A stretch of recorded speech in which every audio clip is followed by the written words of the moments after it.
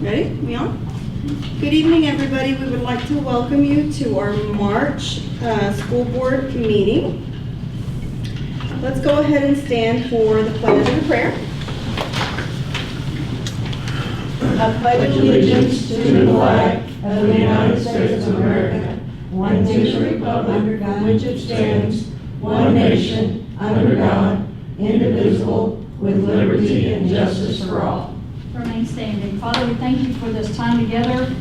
We thank you for this district and the employees that work here and serve our students so diligently.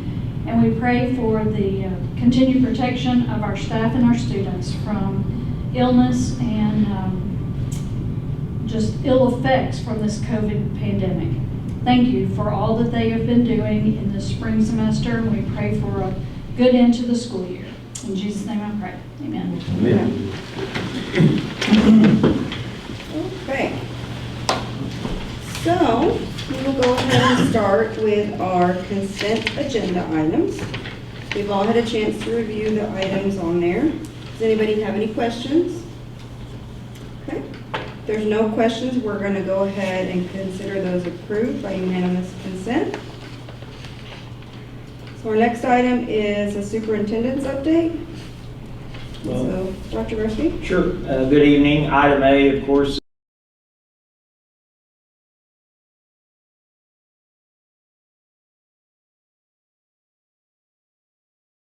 here again we have a total of 8 funds distributing our money, beginning balances at the beginning of February. When you're looking at that document, you're seeing February's beginning, all the balances, and the ending balances associated with February. The other thing that you see there, if you scroll on down a little bit, Mr. Campbell, is year-to-date summary. The year-to-date summary allows you to see how we opened the year in July. You can see each of the funds based on the beginning and also upon the closing as it relates to year-to-date summary. Roughly $6 million in the bank at this point in time, distributed among those funds. And a reminder to everyone that a lot of this dirt work will be coming out of Fund 3. And so there will be additional expenditures out of Fund 3. Strategy was to spend down a portion of the overall fund balance in Fund 3 to complete the south entry roadway extension. So that's kind of a summary of the financials. Is there any questions associated with financials? Okay. The second item, I'm pleased to have Kim with us this evening, and she is going to give the board kind of an update of the new Cobra Health Clinic. And so we've got a few slides, and Kim, glad you're here, and look forward to hearing you present a little bit about your experiences so far with the health clinic. And it is located, for anyone watching, it's across the street from the K1 building. You can see a picture there, and I'll turn it over to Kim Harrell, who is our clinic coordinator. Okay. Hi, everybody. I just put together a brief slideshow to kind of show y'all how things turned out. We're very proud of it. They did an amazing job from where they started. It is a beautiful clinic. Okay. So these are our 3 exam rooms. We have 3 exam rooms completely set up and ready to go.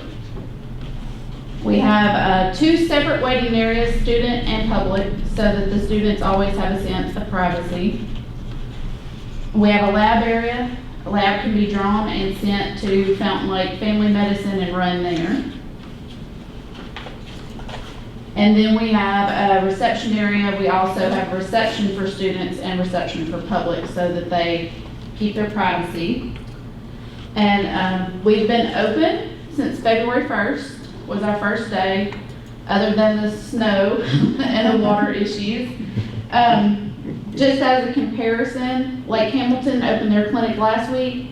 In the whole week, they're open 5 days a week, all day. They saw 6 people.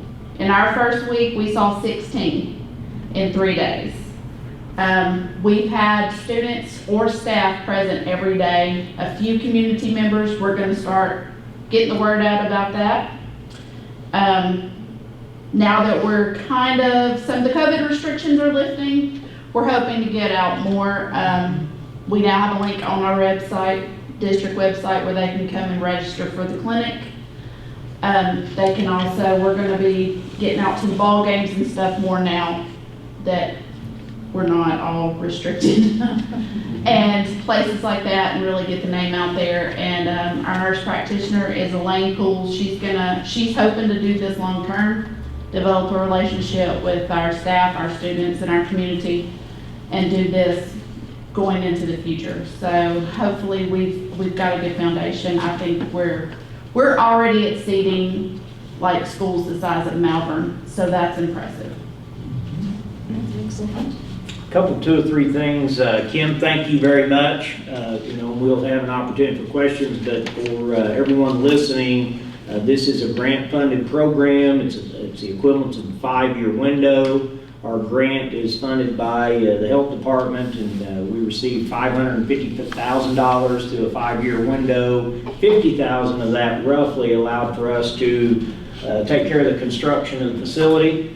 And then from there, that reoccurring expense will cover supplies, Kim's salary associated with that, and our goal is to become sustainable within a 5-year window.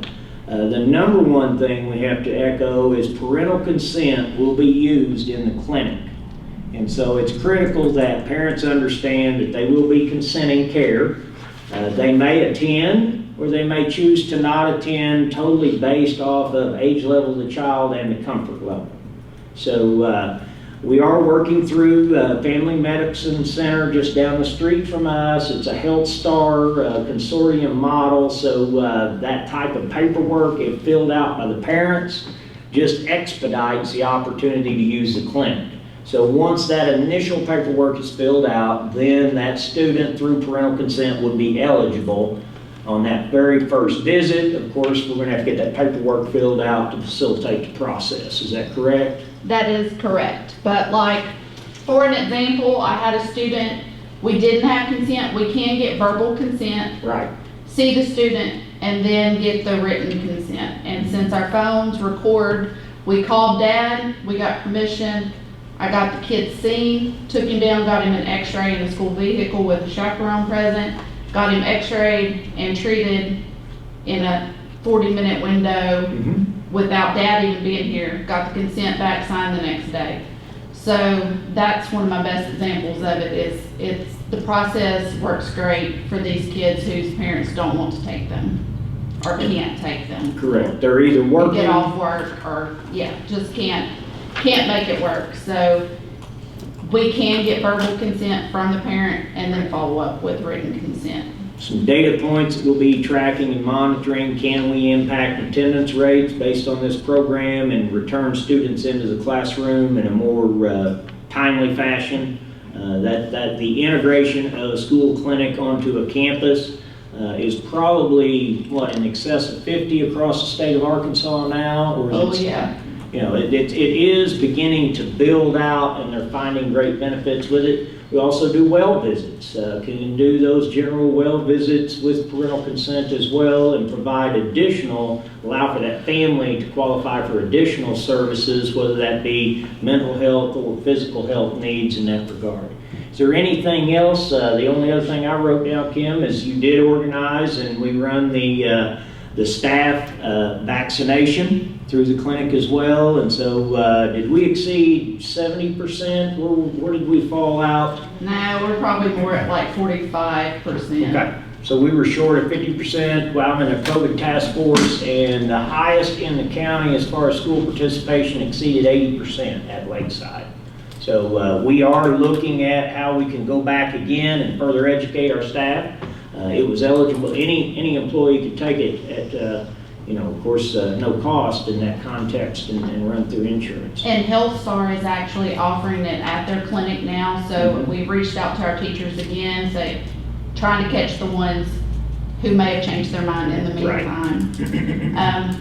We also have it scheduled that Health Star will be completing our employee wellness visits through our clinic in April, as well as all of our athletic physicals for the students through the Cobra Health Center. So we've tried to highlight everything that, what she wanted to bring to the table, things that I thought of. Is there any questions from any board members at this point? This is a brand new program. first year for our grant and the completion of the facility, and I know most of the boards had an opportunity to do a walkthrough. Yeah. I do have a question. Could you kind of explain so that people listening that this is not needs-based, this is open to everybody? And Yes. we have talked about this. I want you to know we have had this before, but just because we're talking about it a little bit more in depth today, that it's not needs-based and you're encouraging anybody to come. Insurance, no insurance, it's not gonna be a detriment if you have people that are insured coming in or anything like that to people that are needs-based, right? No, it does not have to be needs-based. It can be anything, and it can be any level of care. You don't have to transfer your primary care. If you just need to see us when you're sick, you can come see us when you're sick. If you do not have insurance, HealthStar will work with you to have a reasonable cash price, and they won't pressure you to pay up front and all of that. They'll work out a payment plan, so it will be flexible for people without insurance as well as those with insurance.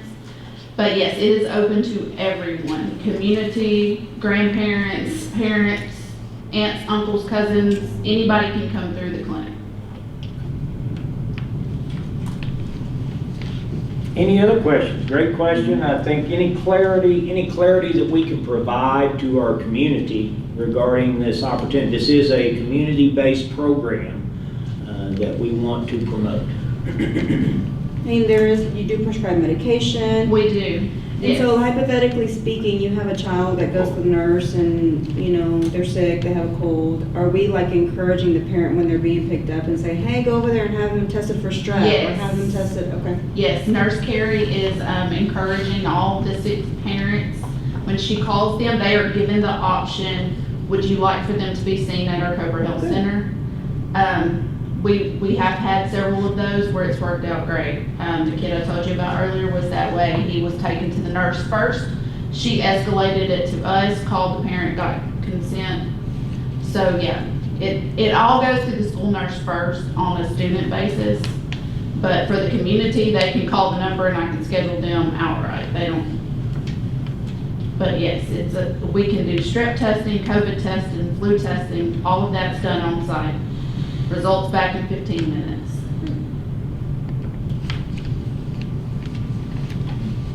Good. Any other questions? Thank you very much for being here this evening and sharing how it's going at this point. Of course, the next item is COVID-19 update. And, you can kind of see current impact at Fountain Lake. We have basically 18 different individuals that looks like quarantined at this time. I mentioned the COVID task force meetings. I meet with them every Monday. It is all school districts, the health clinics, hospitals, nursing homes, county officials. Roughly 35 individuals have been meeting via Zoom on a weekly basis, and we've been discussing the impact of COVID-19 since roughly probably the third week of August. We formulated this group. When we look at where we're at, probably the biggest thing people are wondering is what's coming next. And, the governor has made the announcement that the mask mandate is going to be lifted. As we have had discussions, the CDC guidelines are not being lifted at this point or loosened.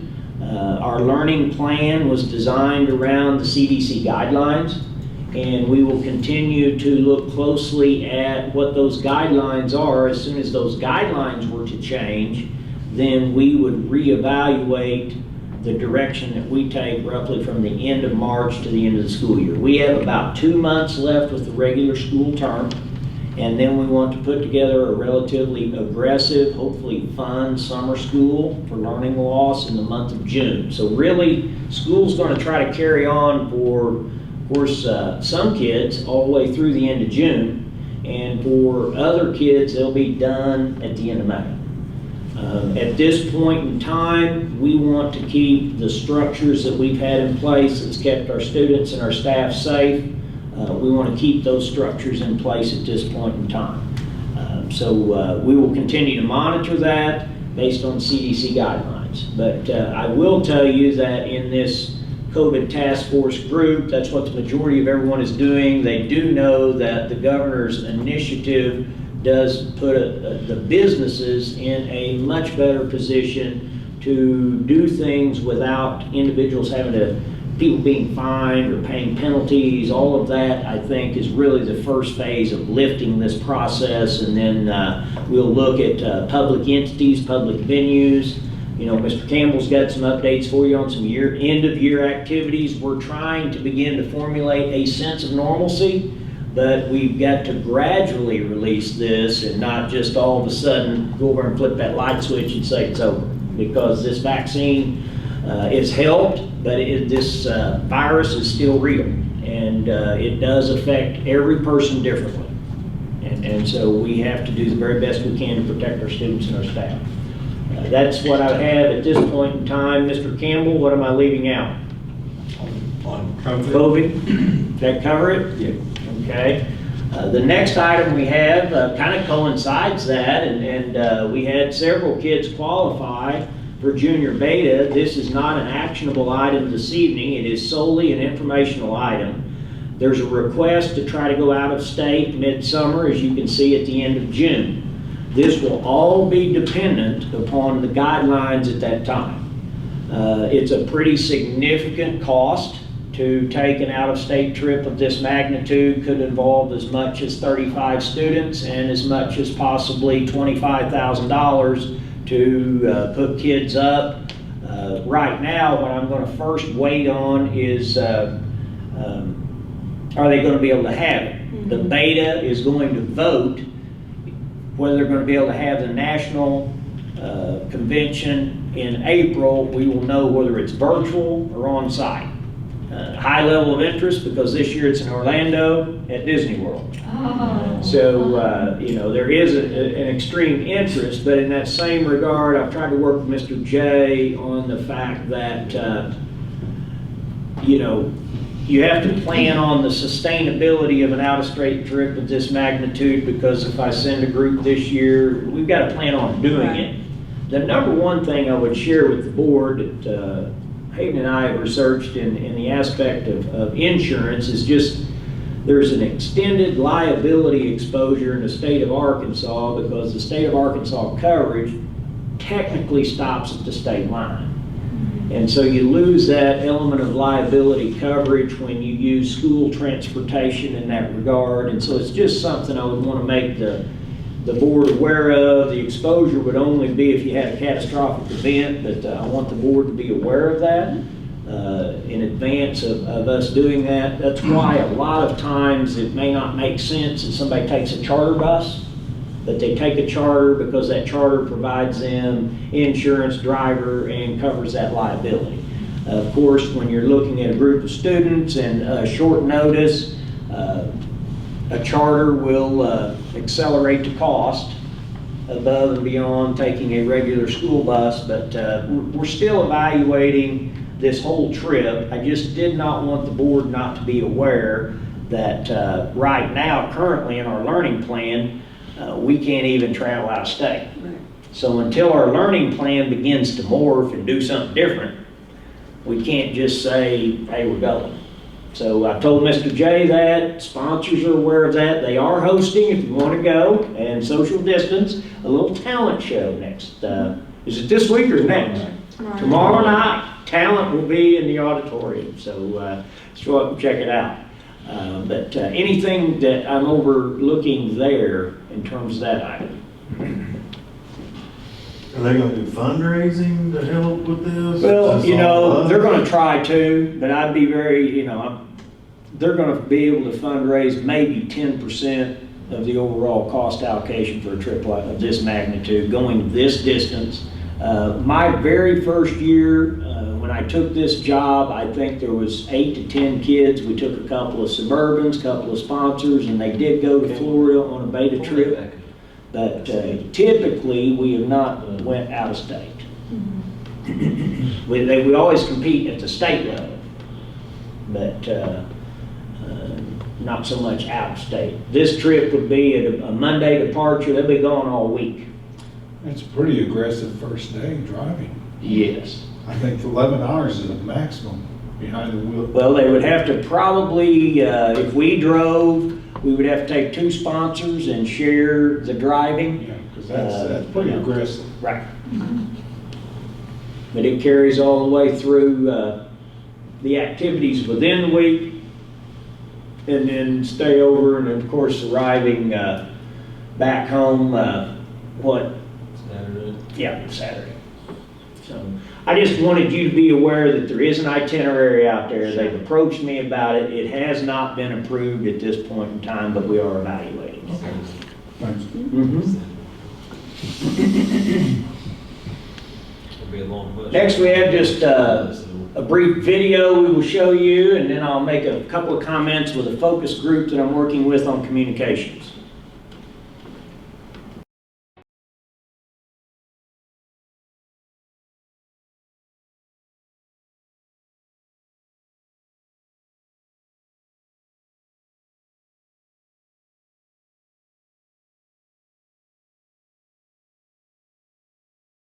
The Fountain Lake School District believes in supporting every student every day for success.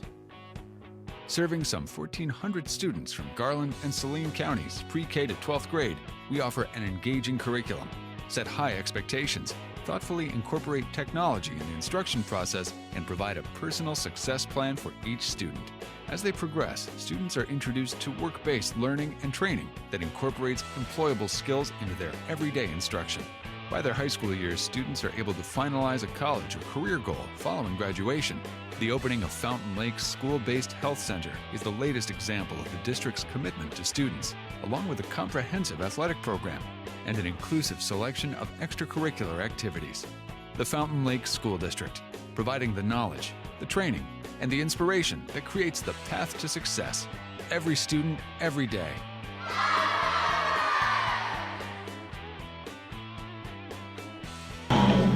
So we'll put that together as kind of a, that 1-minute snapshot of just kind of that broad brush overview of what we offer and what we're about. The intentions behind that, of course, is to have that available for anyone that's exploring moving to Hot Springs. On the Garland County website, this will be embedded. When they go to search for schools, this will be embedded on the county's page so that anyone looking at the Hot Springs region will be able to see kind of what's going on in this section of the county. Along with that, I felt like it was extremely important to be reflective of our current picture, and then maybe what's that snapshot look like a year from now, and be able to do kind of a compare and contrast. But this video will be pushed out for us to use in our live feed, the news link, part of our Fountain Lake app, pushing it out in that regard, and then of course having it embedded on our website as well. So just wanted you to see that. The Focus Communications Group, I do have representation. As you well know, we can convene up to 2 individual board members. When we have the third convene, it formulates a quorum.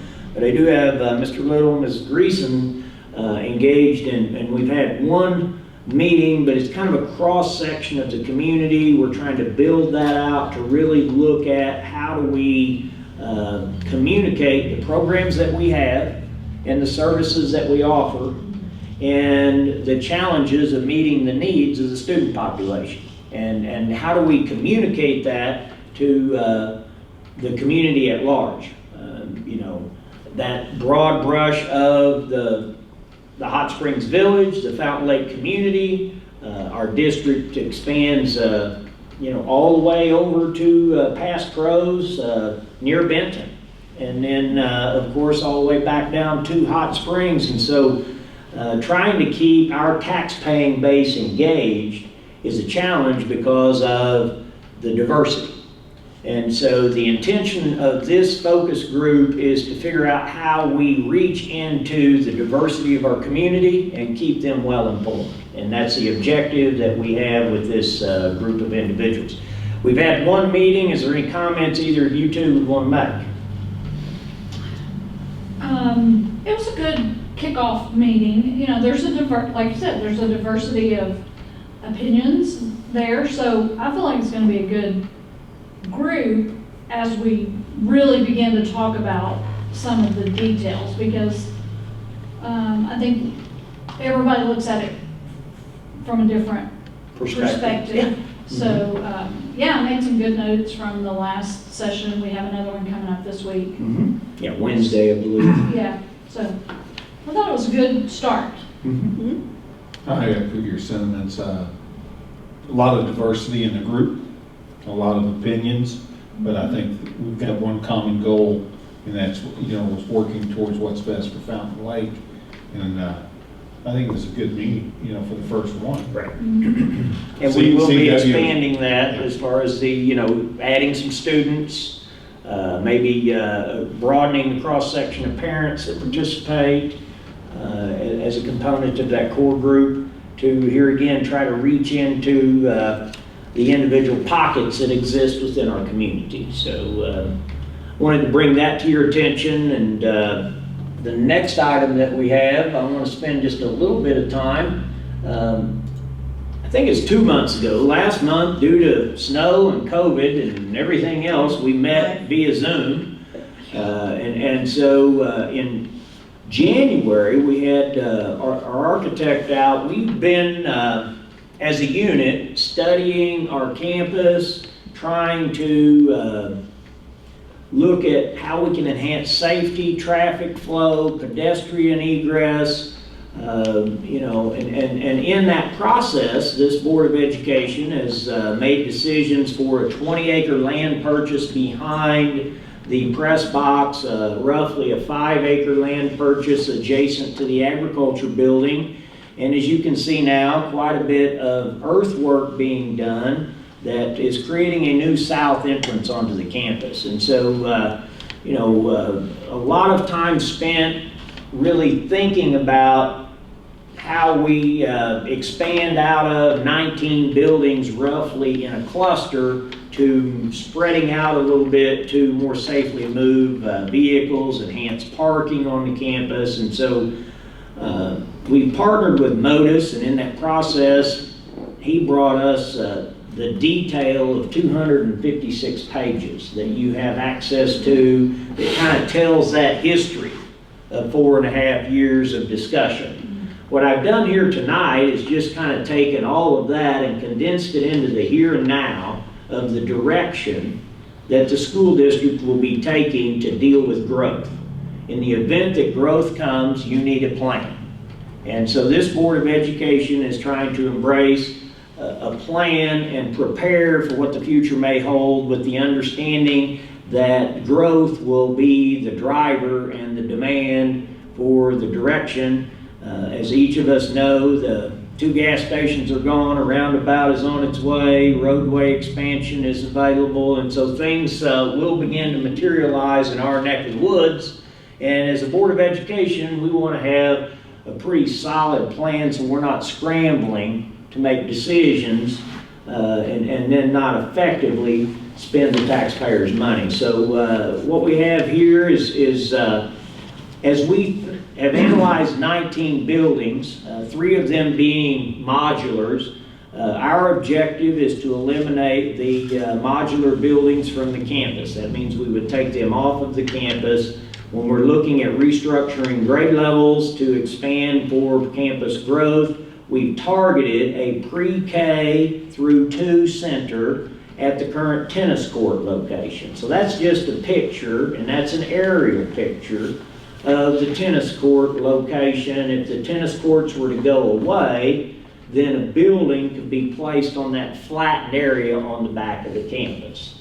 The next picture kind of gives you an idea of the layout of that facility. That's a very first rough sketch of kind of corridor classrooms on one side, specialty areas on the upper side, with the cafeteria kind of being on the upper side, and classrooms, of course, to your left there. That still needs quite a bit of input and work from our staff, but it begins to frame out an educational program in a pre-K through 2 setting. From there, we're beginning to do some work to say, okay, if that moves to that location and that sits on top of the tennis courts, then the middle school, roughly, they're using one science lab, so we've been discussing administratively, could we pull 5th grade out of the middle school so the middle school could have some breathing room? And you create like a 3 through 5 intermediate facility utilizing the current K1 and the 2-4 facilities, because if you take kindergarten, 1st grade, and 2nd grade out of those current spaces, then you're going to pick up some classroom space. So that kind of frames the footprint of utilization. In our failed millage campaign, if you go back right there to that last one, we chose to keep the tennis courts where it was at, and we were going to build back up in behind on Cobra Drive.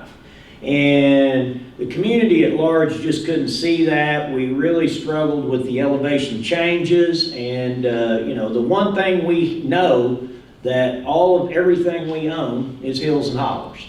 And so building on hills and hollers makes it more costly. And so we want to take that flattened footprint, maybe use it, and then rethink where we take the tennis courts from there. And so in this process, that next slide kind of alludes to the fact that Zone 3 is up there where the tennis courts is at, and that would be your pre-K through 2 building footprint. Zone 2, we feel has, that's the additional purchase of the land that we now own, and that land was purchased here again, I believe in 17, late 17, and that's allowed us to rethink our facility planning. Zone 3, all the way down here Zone 1 on the end there by the football field, also is kind of right now being reworked for parking. That is going to be real close to being on grade at the football field, and we've actually, with the excess dirt there by Zone 1, have picked up a parking pad on the left side of that road right there.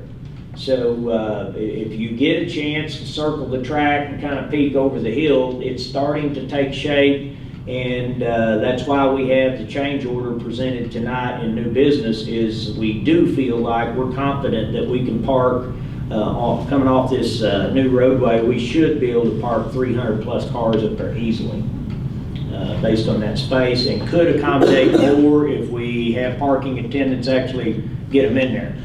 Just to remind anyone listening, all of this will be, call it city pit, chip and seal. It won't be pavement. It will be either chat, or it'll be this good material that we have that we're currently compacting up there, and you'll be able to park a car on it and not get stuck. I have no doubt that we can't use what we're putting together, park cars on it. Go to the next slide, and it kind of gives you that layout. Now you're looking back up there, and you see the pre-K 2. The tennis courts get relocated in the green space with a baseball and a softball field. You end up with quite a bit of parking in the blue, so you have the blue parking area there. We stage a new parking lot with the blue down in below, and then of course we recapture all of, right to the ag building, all the current parking that we have right there that Mr. Campbell is alluding to. A couple of things that you know, we're going to go back and challenge the architect with is what we have found with this build out of this pad. You see the blue area in what would be Zone 2, where the sports complex is at. It may behoove us to study entering those parking lots, and we've taken this premise, we're building our road on our perimeter of the building site. We might want to study whether we either dissect like we're doing right now, or whether we want to go behind and go around in that manner, because we could enter those parking lots and here again not impede the pedestrians could safely walk to any of those activities or into the football stadium without crossing the road. So we're just kind of looking at the cost effectiveness of that. We did get a much bigger building pad than we thought with our expenditure creating the south entrance onto the campus. So that kind of gives you, you know, that other snapshot of what we've been looking at and considering. And this kind of gives you that aerial approach to what we're doing with facilities. I will tell you that where I'm at is I really want us to take a hard look at what goes down where we're at the end of the track. There's quite a bit of elevation change there, and we need to study what's going to fit best and how we can use that elevation. Objectively, we want some more high school classrooms down there. And so what can we marry up with some high school classrooms that best serves us? You know, we've been discussing an indoor. Could we have a performance facility there with an indoor? We just need to look at all of those options as we begin to finalize an element of planning. And then, of course, look at the overall cost associated with that. So do we have one more slide? That's kind of an aerial view looking at the football field at the top and all the parking that would be created in a building on the end of the field. Of course, the south entrance, Mr. Campbell, kind of take your mouse over far to the right. That's the south entrance that we're getting in the first phase of our project down there where the highway's at. And so we'll be coming in there. And then, of course, if we were to be successful in the build out of this area, we'd have additional parking, a baseball field, softball field, because when we started digging, we had a couple calls, people on social media saying, are you building a ball field against the road? And so that is a lower parking area and an upper parking area as designated currently. What's the next slide? Roughly how many parking spots? Up top? You don't know what we're doing now. It's gonna, yeah, it's gonna, and that's counting just up on the upper grade. That's what I'm talking about. The whole If you project. get down We had it here, the other day. man, I don't know. We think 500 without lines. It'll we think we have over doubled as we've counted what parking is currently available on the entire campus. This side, we're doubling it. Yeah, we have a good video coming up too that we can look at that and really see how much is going to be available. Yeah, because I think it'll help you a little bit, but prior to that video, we have one more slide. That kind of shows the concept of some high school classes. What, you know, we're really thinking elective type courses, because you have to think kids are going to be walking a little farther. So we want to keep our core courses in the building, but any elective type courses kids might be taking, we could put out into this area here. Right now, we're doing IPT in the middle school. We, you know, we're just finding places to have class based on rooms that are available. And also your home ec, what right, facts, family and consumer yeah, science. We really want to take it into a new space location. It needs to. And you know, new wiring, commercial equipment, so we can consider culinary, consider residential, do both, is kind of what we're looking at there long term. This kind of gives you a footprint of an indoor type facility. This is a place where it's not just a football practice area. If you go up and watch our kids after school, we've got baseball up there, softball up there, you got track going on, all these things are happening on the one space that we have. There would be batting cages on the inside of this. This space would be used by all different types of groups. You could march a practice band in there. I mean, it just becomes another area to schedule usage for student activities. And I wouldn't want people to think that this is just a place where we're going to send football players to D1. It is a, you know, it's just like when you did your turf. PE went up there. I mean, I was up there today and there was PE classes all over the football field. If you hadn't put turf down, you would not have the availability for those students to go up there and play, because there wouldn't be any grass up there. So it allows for you to use those facilities throughout the school day and extend play onto the weekend, and this would give us a place to go when we had bad weather. That's the intent behind it. With that, I want to just kind of pause, and not going to pick on anyone, but I just kind of want some individual, I want everyone on the board to kind of, you've had a chance to hear me multiple times. You've heard Modus present on this, but really want to take a little bit of time and kind of get board reflection on what you like, what do you see that you really like that you're clear on, what do you need more information on as board members. Ultimately, nothing happens without the Board of Education approving the direction that this school district takes.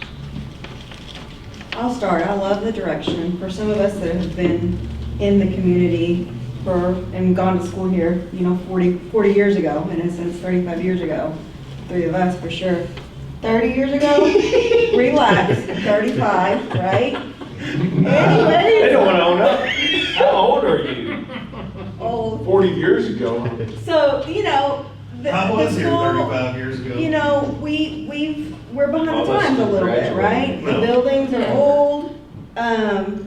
We want our kids to be in nice buildings. We want them to have good facilities. And it's not about keeping up with everybody else, but it's the times are changing and we need to change. Like, we need some growth here. And it's, the only thing that I would like to share is all this is super exciting to me. I love the pictures and I wish it was happening now. What I'd like to share with the community is that we need their help. Obviously, we cannot afford to build such facilities with the money that we have. And so Right. they have to understand. It's really easy when you drive by, and I hear this, when you drive by and you see all of the construction going on and they're thinking, oh, it's the baseball field, it's the football field, it's all that happening, and how are they doing this with no money, right? Well, we're not there yet. So I encourage everybody to watch our meetings and kind of see what the plan is and what we can afford with what we have. But ultimately, we can't get any of that without the community getting behind this, wanting better for the kids, and obviously passing a millage. So that's what I would love to share, but I love the direction and the change. And I think it's very much needed. My favorite part is it's not just the indoor, but it's that building. Because like we talked about it before, I mean, I want not all these kids are going to, which we love all of them to go to college, but all of them are not going to college. I mean, they'll figure out their senior year if they're going to college or not. Right. Not everybody's cut out. I want to see some kind of career development center, like you're talking the facts, I mean, there's all kinds of stuff you can, I mean, I know we have ag-ri, but, I mean, let's be honest, Well, I would want to make sure that anyone listening would understand that our intention would be to take the classroom out of the current ag building and put it in this Right. facility so that we can get more shop space, because we don't have enough room in the shop. We just kind of put the classroom inside the shop, and we were short on a square footage shop. Our welding program's doing extremely well, and those kids are probably, when certified, going to go directly to the workforce with good money. yeah, and they'll make, I mean, let's be honest, a lot of these trades make more money than going out of Professional college. jobs, yeah. I mean, it's a given that not everybody's gonna be able to go, and I think we need to prepare them for that too. What I like is, I think, one, we're trying to have a vision of where we're going. The elementary, the expansion with the road, I believe we're gonna grow. I mean, accessibility to Hot Springs is going to become so much easier once that happens. So our campus, our student body will grow. The safety factors of putting those roads in so we have more egress in and out of this campus is going to help. The parking is great. I agree with Corey there, the Career Center, focusing on that. We don't need to build a building and then decide what we're going to put in it. We have to know what that program of study is going to be before we go that way. But I think that's something we have to think, because not everyone's going to be college bound. Right. We don't want everyone college bound. We want these children to find an opportunity to become productive citizens in our society. So I think the Career Center is something that's greatly needed out this part of the county. We all don't want to travel over to the junior college. Right. I mean, I think this is a great opportunity for us to grow the campus and give our patrons and our students the program that they need to have. I mean, just like my career, I mean, you don't have all the older guys are leaving, and you don't have anybody that's got the initiative to, Climb a pole. you know. Right, get a hold of that wire. But, I mean, to have that, you know, that Right. trade, you know, it may not be that, but, I mean, plumbing, I mean, all kinds of stuff. Plumbing, welding, Those are dying electricians. breeds, and these guys that are in school are gonna. Well, look what's happening in our communities, just the growth of the housing market. You know, Well, look down. we could be building 128, houses. Over 100 houses. built Oh, down yeah. 128. We could be building a house every year in a building trades program and selling it and making $170 a square foot. Yeah. Yeah, we're gonna grow. Yes, That's coming. that's coming. One thing I like about the plan is the pre-K through 2 building. You know, I know pre-K, I think pre-K's critically important, and I think if we could have more classes of pre-K where we could, you know, engage those 4-year-olds and get them, you know, school ready. So I like the idea of the pre-K through 2 building because it does we can have an opportunity to alleviate some of the overcrowding in the middle school, which, you know, if you grow any more, they're just going to be sitting on top of each other. So, you know, I think that's, like Cindy said, we do need some new buildings because right now, like our older buildings, the classroom size no longer meets the state Right. square footage requirements. Right. And so, you know, we do, and especially if we're going to have to consider, you know, our world has changed a bit over the last year, or a lot. But, you know, if we're going to have to put into place some permanent things that come out of this pandemic, you know, increased classroom sizes for those younger people will allow some of that, you know, I'm just thinking ahead, if you have to, Right. you know, space people out Sure. or whatever. But I like the idea of the elementary. Well, you know, that would help with indoor air quality, meet some of these new guidelines, and it would take care of our earliest learners that oftentimes have this repetitive sickness, the sniffles, the things of that nature. And so square footage is extremely important to space them out a little bit. And if you look at kindergarten classrooms versus, you know, they just typically are a larger square footage classroom for preschool and kindergarten, and we're doing that in pretty much a minimal space setting. Yeah. As far as square footage is I think having them back there in the very back Is a safe thing. I mean, If you notice, that building was kind of built in a V.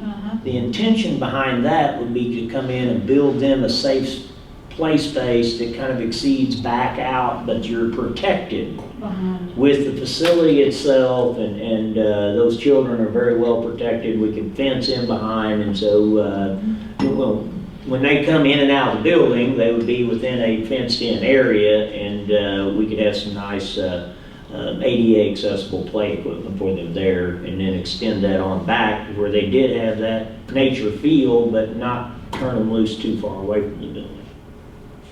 I really like it, all of it, we talked about it. We definitely, in my opinion, need baseball and softball complex. I don't like having to ship up there and back and invest in somewhere that, yeah, we gonna be there, we not. I Now, really like, currently, for anyone listening doesn't know, you go past the west gate, we have the joint partnership with Jessieville in a property there, and we do have a baseball field and a softball field that we utilize for high school sports. That is originally a youth league complex. I think that's key.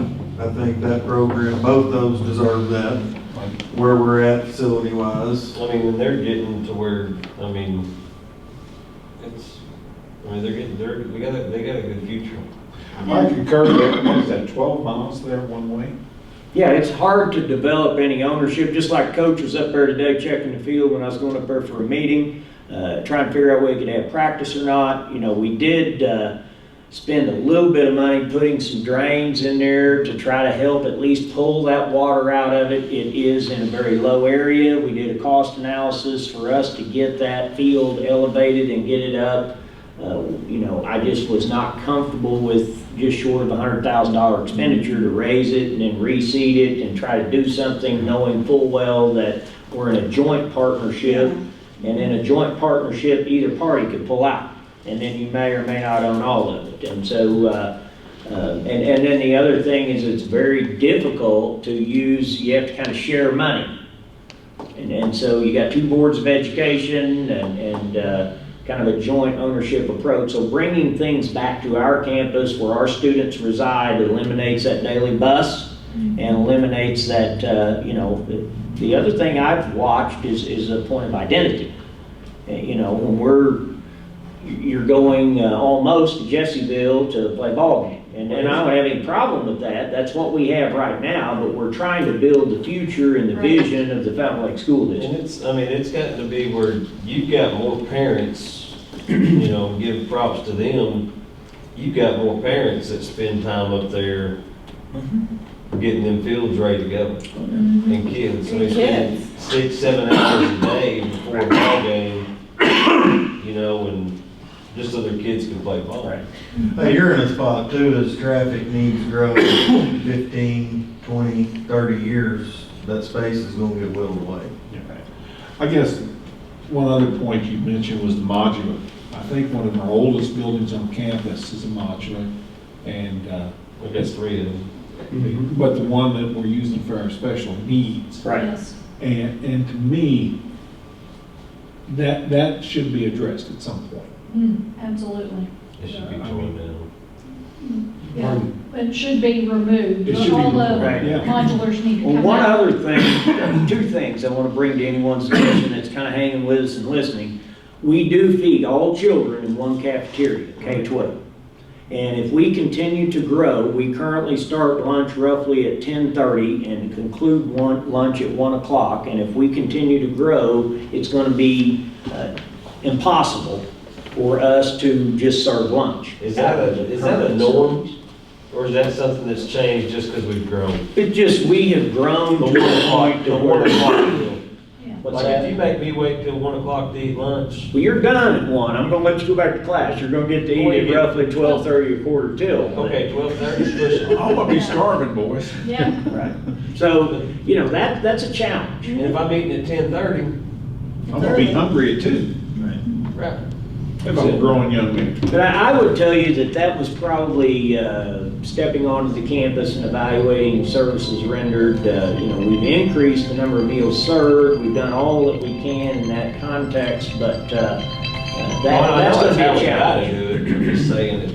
It is an area that if that's the intentionality of building another facility, is we could take that early primary burden of food service, take it to another site location, and then allow our cafeteria then to serve our students in a We're still different way. utilizing PE Right. building and all that for Yeah. eating.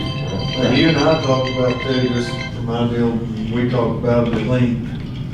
I mean, the reality is this also, we have the lowest level gym in the county and surrounding by far.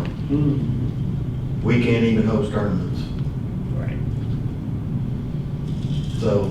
Well, and in our first conversation that we held with the focus group, you know, we could put together a performing arts approach where we use it for athletic purposes and fine arts, have it acoustically where we could perform in front of 1,000 people.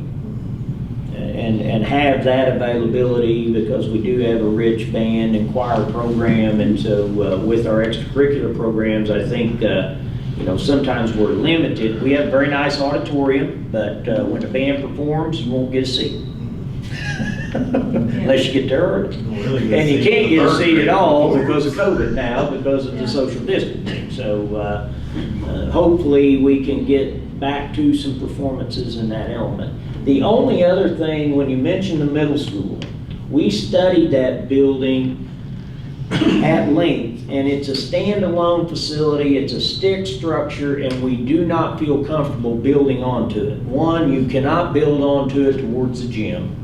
2, the only other direction you can take it is towards Safe Room A, and neither of those is a viable option to pick up 6 classrooms. So that building is going to be a standalone structure serving however many grade levels we can support within that facility. And so that's why our rationale is to maybe pull a grade level out of it, and then also enhance our literacy model of making sure that in that concept, now we're in that pre-K through 2. And in my discussion with Ms. Curry, Mr. J, maybe that 3 through 5 might fit together a little better than that 5th grader with that 8th grader. And so all of that, we hope, would be a little bit more conducive to enhance the educational program. Here again, this community has to become well-informed. This community has to, it's the community's facilities. It's the Board of Education trying to arrive at a decision-making process that you guys see a lot more than what community members do, and hopefully through what I bring to you and what you can see, you can make very well-informed decisions on the direction that we take as a school board and recommendations for our community long-term. So, any other comments? Okay, go back, check those slides out. If anybody's interested in kind of the historical perspective, you can go back to the January agenda, December, you'll see all of the work, and the architects tried to kind of stage the decision-making process. Because some of the things that's in that 256-page document, we put an eraser to, or we've marked through and moved on. And this, what I'm sharing with you here, are some of the things that have evolved out of 2 years worth of discussion.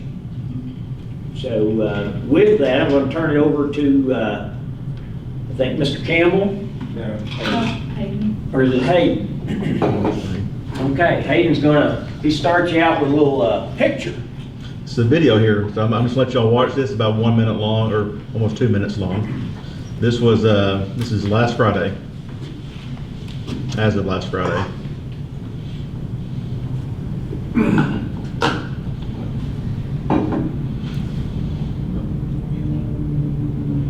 I know a lot of us have already seen this, but just for the community, so I just want to let them see it as well.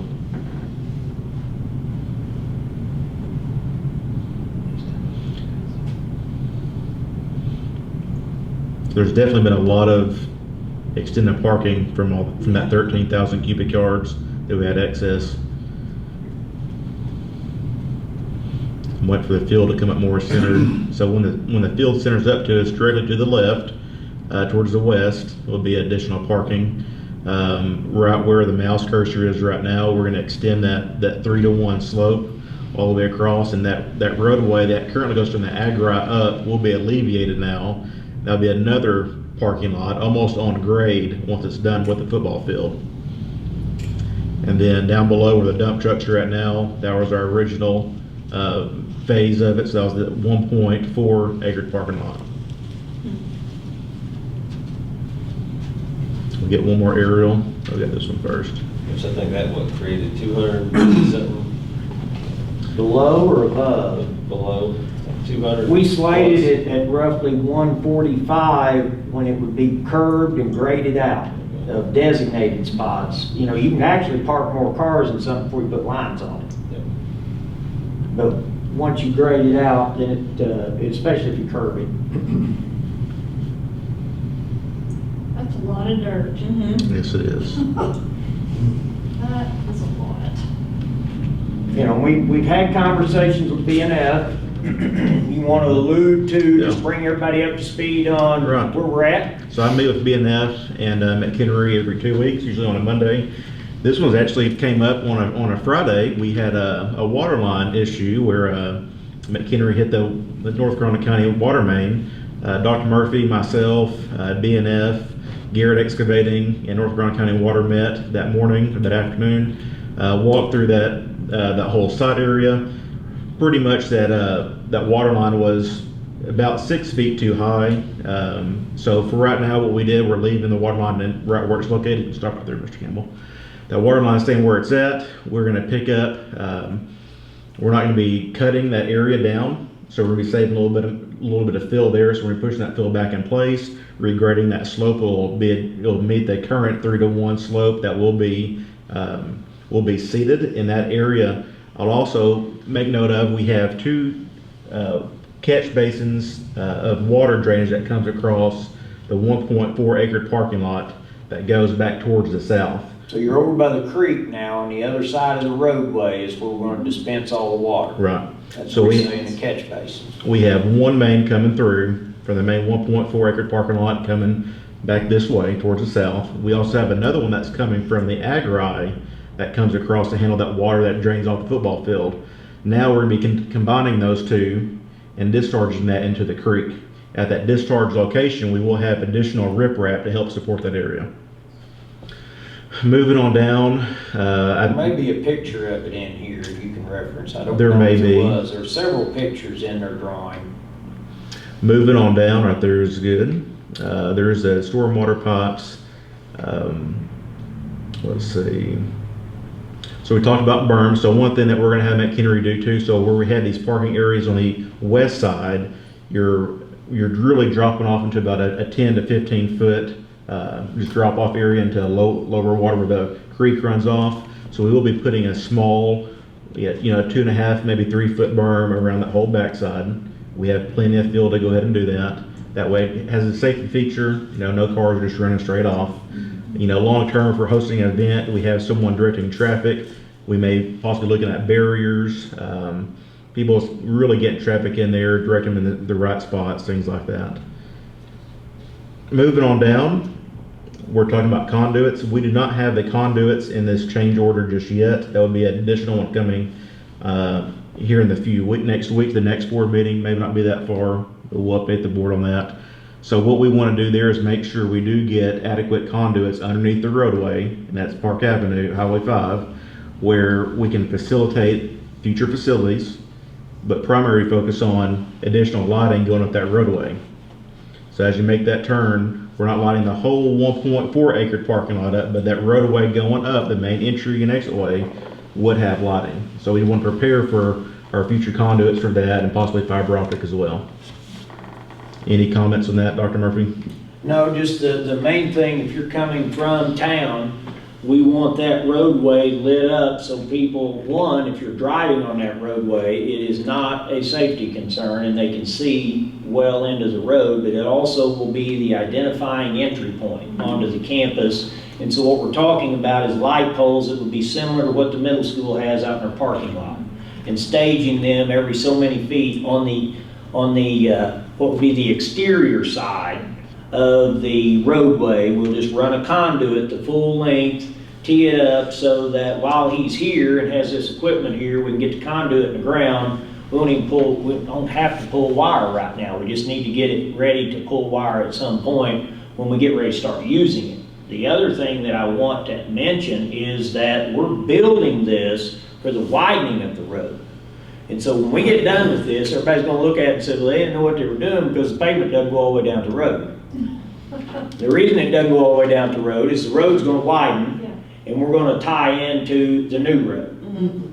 And our road will be done probably 8 months to a year before the new road gets done.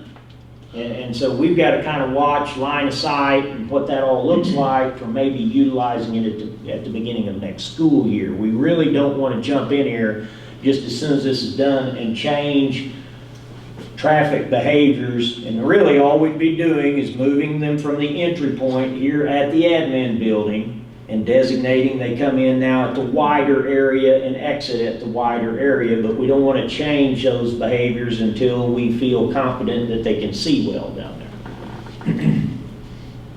But right in there, Mr. Campbell, I think will give you an idea.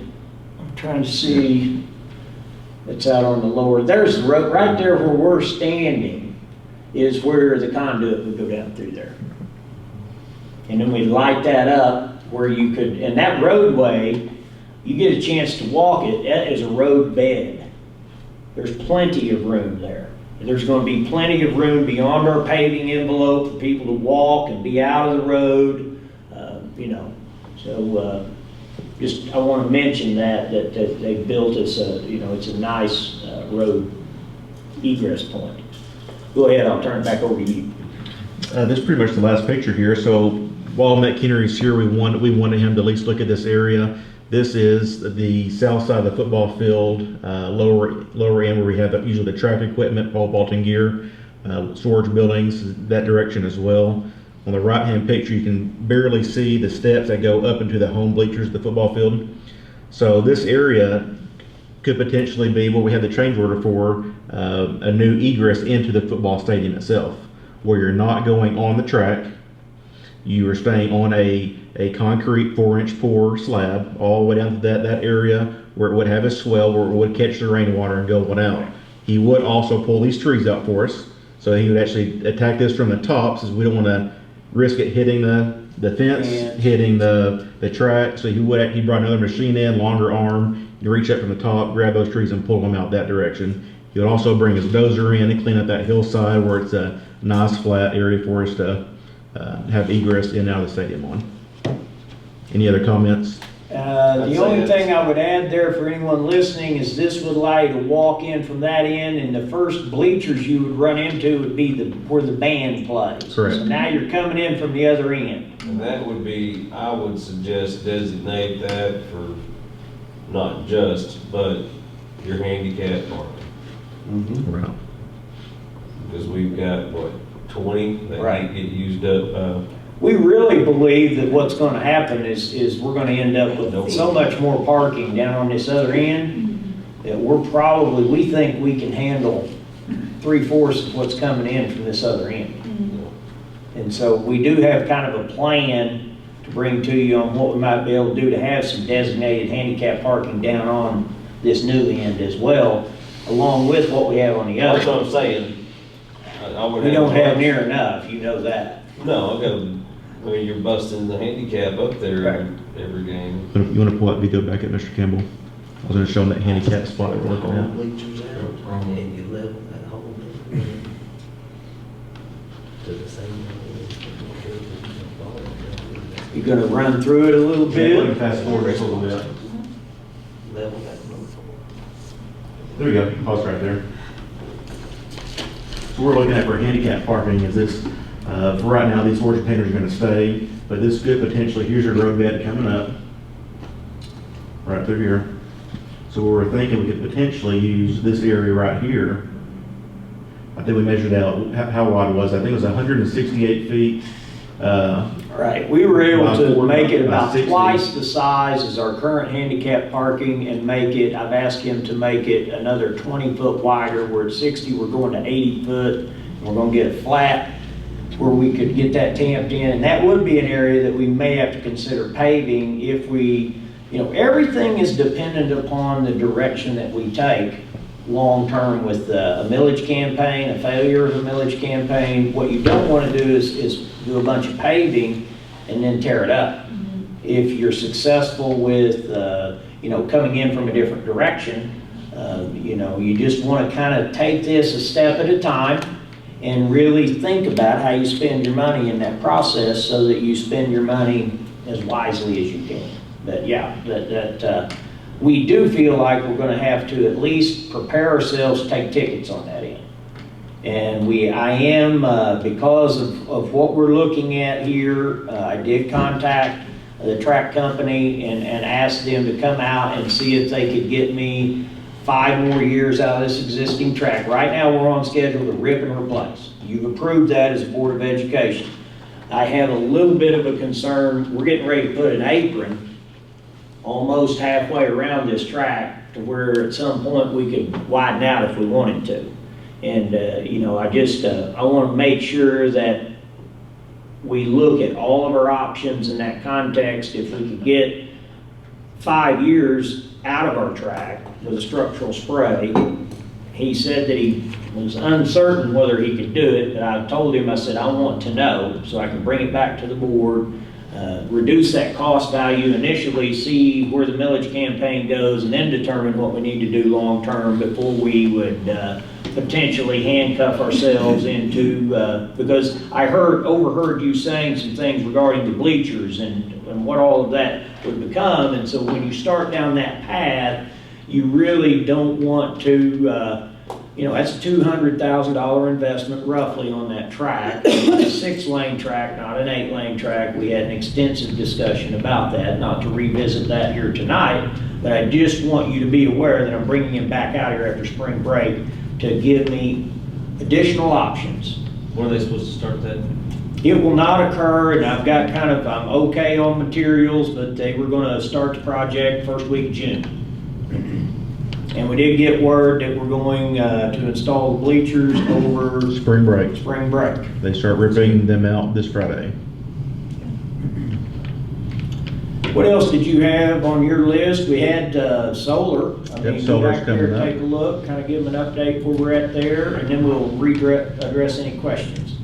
Pretty quick update here. So after 6 attempts of acquiring property, it's been a long journey. The pandemic, that in itself, with people wanting to hold on to property, once they find out what we're trying to do, and they know it's a solar project, that price, they want a little bit higher dollar for their property once they figure out what's going on.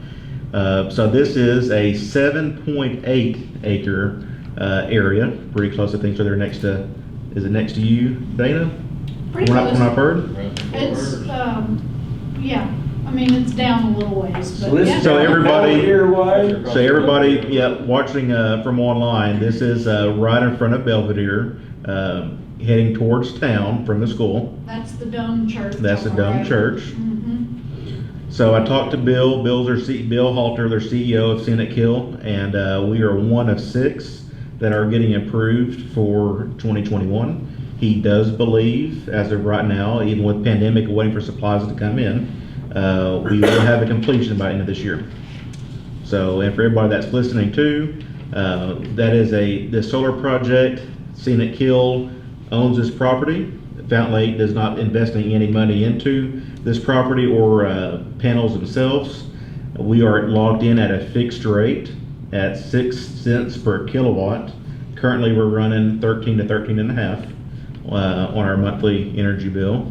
And so long term, this locked us in at 6 cents for 28 years and roughly 1.8 million over that lifespan. In savings. In savings. Any questions on solar? Done deal. Well, we thought they bought land before, so don't what's want the status? We think Yeah. we're good to go. We I think mean, we're we're good to going to go. close on this one. Right, our biggest issues in the past have been watershed studies, floodplains, issues from all these other nice properties that we had that we thought we were gonna get. But so this one has passed all the energy surveys, studies, same thing for our water plants. All of our tests are good. We are under contract and everything is looking good. So I think they just surveyed it last week. So changing gears to our ESSER funds, do we have any comments, facilities, anything that we just saw complex-wise, all the dirt work going on? Any questions before we move on The only to? thing I would add is we do believe the project will be completed, but we think by April the 30th. Right. And that date did change just because of the snow Right. and 1 week of rain. So we think that we'll be done excavation at that point in time. So moving on to ESSER 2 funds, a quick little summary on this. We talked about this 2 board meetings ago. Our allotment was roughly 1.3. 1.6. Was it 1.6? Okay. And so out of that, we have qualifying items that we can, that do qualify. One thing is student Chromebooks, staff laptops. One thing we have moved forward on is our Khajiit hotspots for our buses. So every bus will have Wi-Fi on board. Khajiit has a special going on, so they're actually coming on site to install that for us. We're probably about a month away before that happens. But if we go back up, Mr. Kimball. On the student Chromebooks, we're looking at doing 500 Chromebooks. I do have a quote attached for anybody wanting to look at that. I'm sure the board has already seen that as well. Now I want you, if you click on that rotation model. So I had our library media specialists come together and work to figure out a really solid rotation plan for us. We've never really had a true plan. We've always kind of put devices where it was needed. So this is where the new devices would go. This is our replacement rotation model. So the 5th grade would get 103 devices, 6th grade 111, 9th grade 99, 11th grade 119. So they would have roughly 67 left over, which was split between both media centers. That is from breakage. We have our tech department goes through and replace these devices. Some of our internships will help us replace these devices for broken screens, batteries, things like that. So each year, the 5th and 9th graders would be on a rotation to receive new computers. And we will be planning for 10% growth. And then with that, in this rotation, making that commitment, those individual students would have that device for roughly 4 years and then go again with a new device. And you know, we'd have to sustain that. I do want to go back and give some clarity on the ESSER II funds. The 1.6 is $1.6 million. Whenever the COVID relief funds came out, they wanted to assist public schools with disinfectant, masks, PPE. Other qualifying events was digital learning. You can also see HVAC on here for indoor air quality. That's also something that qualifies. We have the latitude to expend this $1.6 million over the next 3 fiscal years. That means anytime this year, anytime next year, and anytime within that following year. So, you know, we've got to look at educational programming, instructional materials, people, extended school year, all of those things along with devices and indoor air quality all qualify. And this is federal money that we're utilizing here.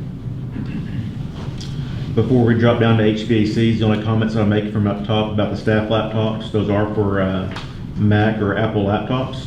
You know, we've always wanted to go this route long term. We've never really had the technology to be able to manage these devices. Not a Fountain Lake issue, it's just Apple likes to play in a closed environment. So they're finally really opening up for schools where we can actually manage these devices. So one thing that would be included with this would be an Apple TV. When we're in here collaborating with the leadership team, or if anyone wants to come use the boardroom, we can now cast to these screens without being tied into a hardwire. So what the teacher environment would look like, a teacher would have no wires attached to her computer. She could walk around the classroom with her laptop or iPad, whatever it may be. In this instance, would be a MacBook Air laptop. Walk to any other classroom, sit down on the desk, build a cast right up, which would be pretty nice. So that would alleviate a lot of HDMI cables, docks, things like that. So pretty good cost savings on your hardware side in every classroom.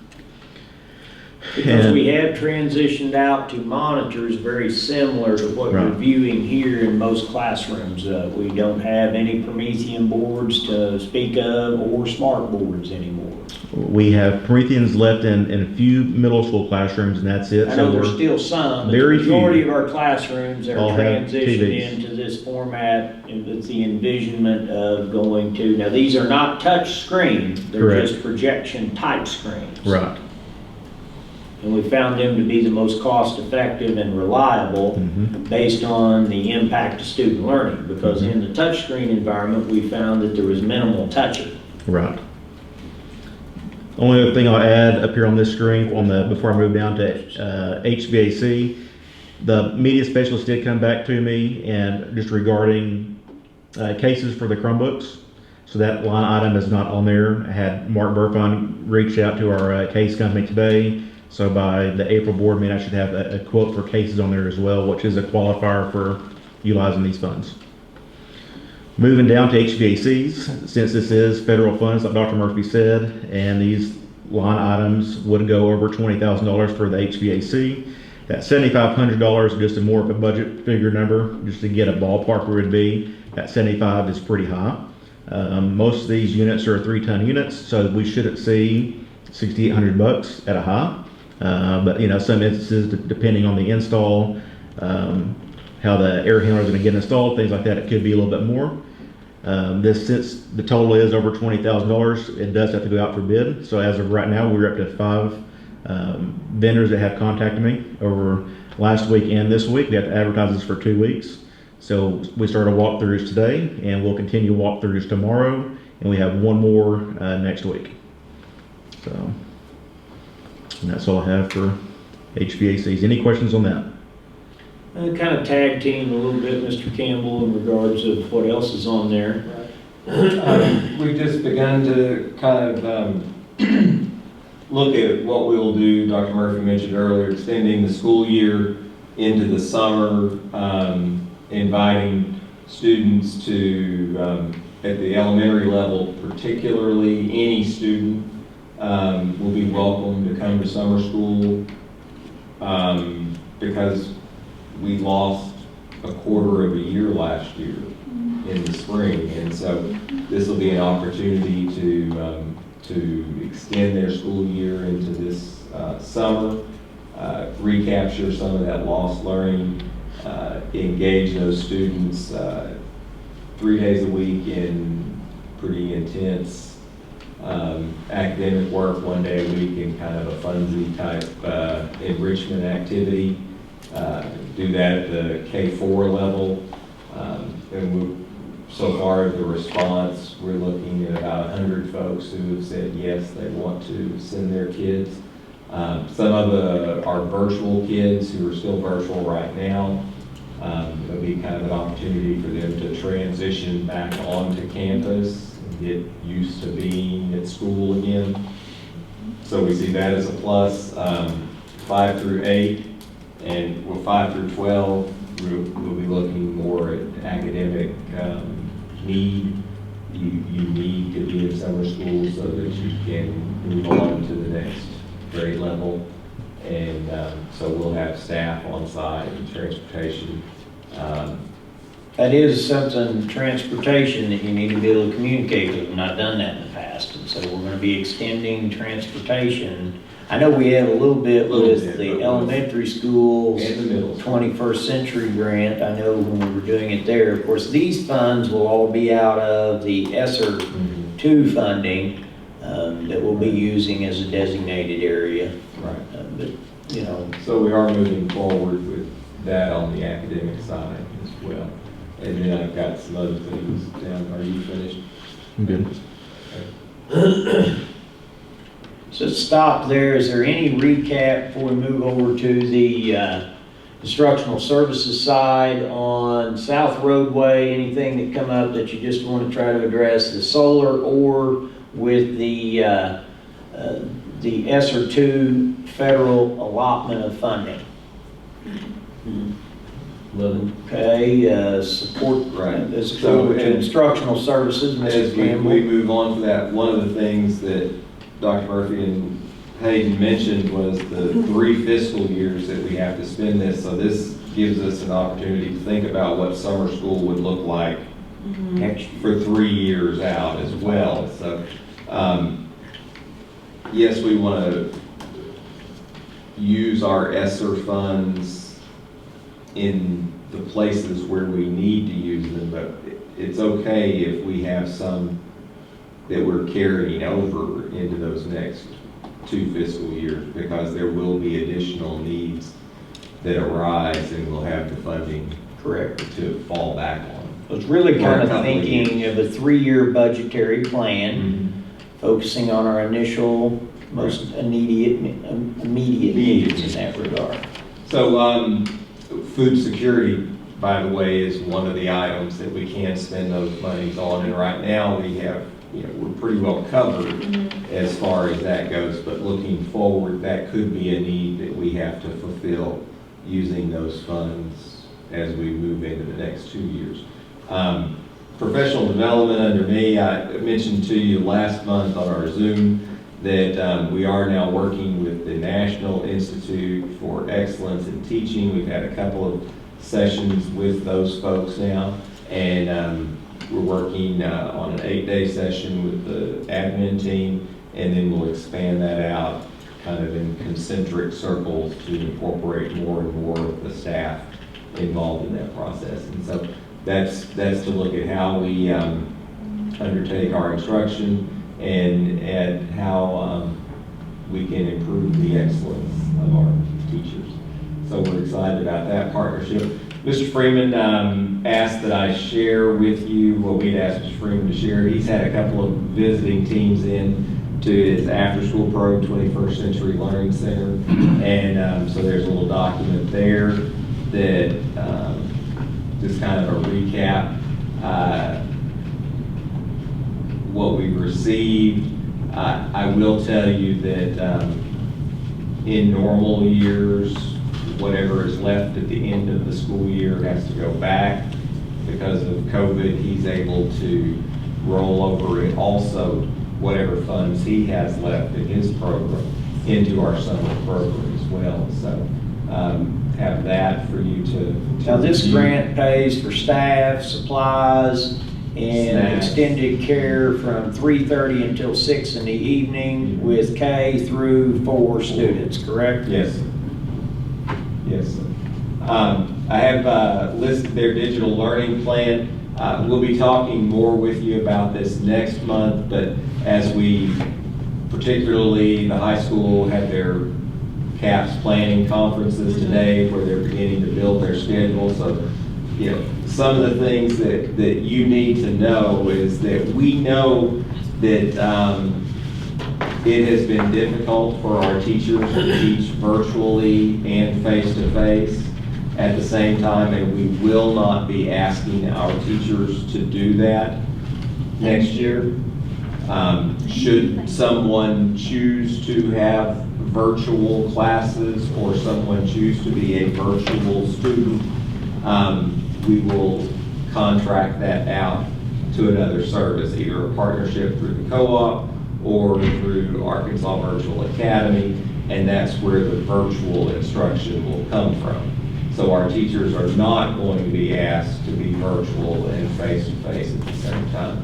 And Virtual Arkansas is the product that or the company that we've been using at the high school level in the past whenever we've got kids enrolled in German. Okay, if they want to take German, they're taking German through Virtual Arkansas because we don't have a German teacher. So Virtual Arkansas is what we will primarily use for that virtual student. Saying that, we will still have to teach digitally, okay? We will be applying for the alternative method of instruction days, AMI days, in the event that we have a snowstorm or an act of God or a power outage or whatever. We may still have to have AMI days, and those will be digital days. We still foresee using our Google Classrooms. We still foresee using Seesaw as the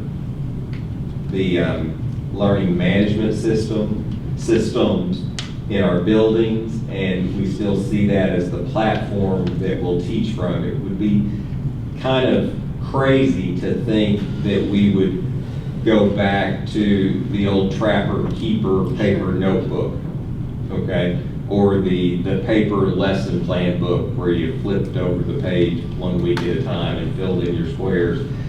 You know, we're going to use a digital platform going forward. So when I say that they won't be teaching virtually, that does not mean that digital will not be a part. Will we get away from what we're doing now currently, or some maybe doing currently, just watching a video and Doing their law. Oh, you're saying in the classroom? In the classroom. teachers, you know, now they watch a bunch of videos and do your work. Well, and I understand that perspective, and you know, I was on a video conference this morning, and one of the superintendents on the video conference said the great thing about us having to do this, he called it a COVID lining, like a silver lining, a COVID lining, is that kids are now able to access so many resources, and we want the kids to still be able to access all those videos that show them another way to do it. But yes, I foresee that there will be more direct instruction. The best resource is sitting at the front of the class. I I get that, but if you're We've not in been the class. handicapped a little bit, that resource in front of the class has not been able to have the proximity and the mobility because of social distancing. Right, and I'm saying hopefully. Yeah. Hopefully with the when we get these restrictions relaxed and we can have a greater sense of normalcy, you know, hopefully we can, you know, and I do understand exactly what you're saying, coming from a parental perspective. You've heard it from other parents. We've had some of those discussions, but you know, I know that there are some teachers, even in this pandemic, that, you know, they've been up moving, they've been doing the best that they possibly can under the conditions that we've been handed. No, some of them have. We're hopeful that next year's gonna be more normal. I feel like it will be. Yeah. Right, me too. right. That would be our intentionality there. We just don't want to lose the resource databases that we've made and collected. We want to apply those in a positive manner and use them as resources, but still yet evaluate the quality of our instruction. You continuously evaluate the quality of your instruction. You know, the piece that we've challenged our teachers and our students is we want teachers to help kids, but we want to teach kids how to learn. The most important thing that we can do in this environment moving forward to prepare them for this array of employment opportunities is teach them how to learn, and in some instances embrace learning on their own, but we still want to provide quality direct instruction. It is a balance. Mr. Campbell? So those are the things I wanted to mention to you on the digital learning plan. Were there any questions on any of that? I I know. don't have a question on that, but with COVID and the setbacks, and would it be fair, it's fair to say, because we've talked about it before, that kids are in a worse place academically than they were a year ago? Yes, ma'am. Socially and emotionally as well. True. And we have our new, you Yes. know, Morgan, so we're making steps towards the mental or the emotionally.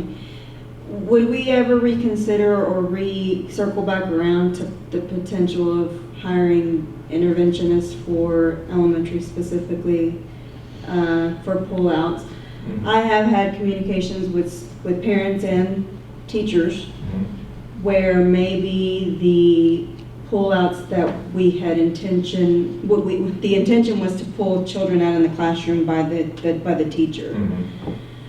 I would like to know if that's really working as it was supposed to work. Like, is that really happening?